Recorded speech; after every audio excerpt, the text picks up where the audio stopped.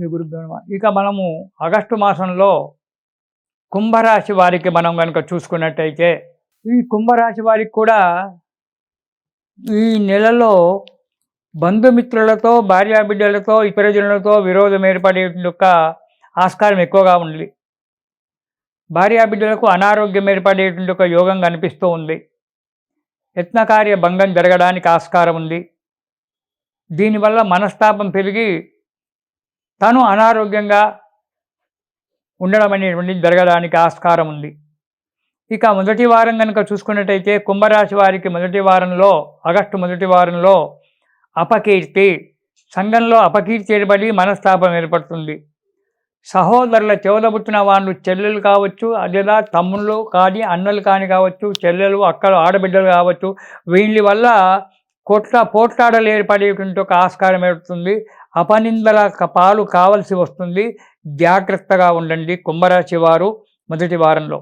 ఇక రెండవ వారాన్ని కనుక చూసినట్టయితే, రెండవ వారంలో కూడా ధన నష్టం ఏర్పడి బంధుమిత్రాదులతో, బంధుజనులతో, మిత్రులతో విరోధాలు ఏర్పడతాయి.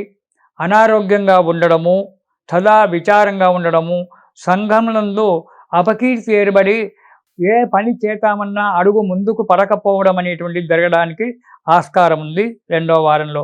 ఇక మూడవ వారంలో కనుక చూసినట్టయితే మనోవిచారము, అపకీర్తి, రుణబాధలు ఎక్కువగా పెరిగిపోవడము, డబ్బు ఖర్చు ఎక్కువగా కావడము, ఒక స్థిరత్వం అనేటువంటిది లేకపోవడము అనేటువంటిది, అనవసర ప్రయాణాలు చేయడము, ఇవి జరుగుతూ ఉంటాయి.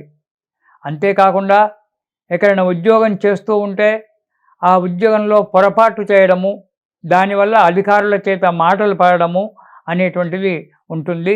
ఈ కుంభరాశి వారికి చాలా జాగ్రత్త అవసరం. ఇక నాలుగవ వారం కనుక చూసినట్టయితే ఇది కూడా మనోవిచారము, తోటి వారిచే విరోధం ఏర్పడము. అంటే ఆఫీసులో మనం పనిచేస్తున్నామంటే మన కోలీలు ఎంతోమంది ఉంటారు, వాళ్ళ వల్ల విరోధం ఏర్పడము, చంచల బుద్ధి, ఎప్పుడూ మనస్సు స్థిమితంగా ఉంచకపోవడం, కోపం పెరిగిపోతూ ఉంటుంది. దానివల్ల ఇబ్బందులు, అనారోగ్యము, ఇవన్నీ కూడా జరుగుతూ ఉంటాయి. కాబట్టి ఈ నెల కుంభరాశి వారికి ఈ ఆగస్టు నెల కొద్దిగా కష్టకాలమే. కానీ కష్టకాలం అని చెప్పి బాధపడకండి. ప్రతిరోజు శివసహస్రనామ పారాయణం చేయండి. దాంతోపాటు మృత్యుంజయ మంత్రం జపం చేయండి. కుంభరాశి వారు శివసహస్రనామాలు చదువుతూ మృత్యుంజయ మంత్రము మీకు తోచినట్టుగా, మీ అందరికీ తెలుసు మృత్యుంజయ మంత్రం అంటే ఏందో, త్ర్యంబకం యజామహే అనేటువంటి ఒక మంత్రం.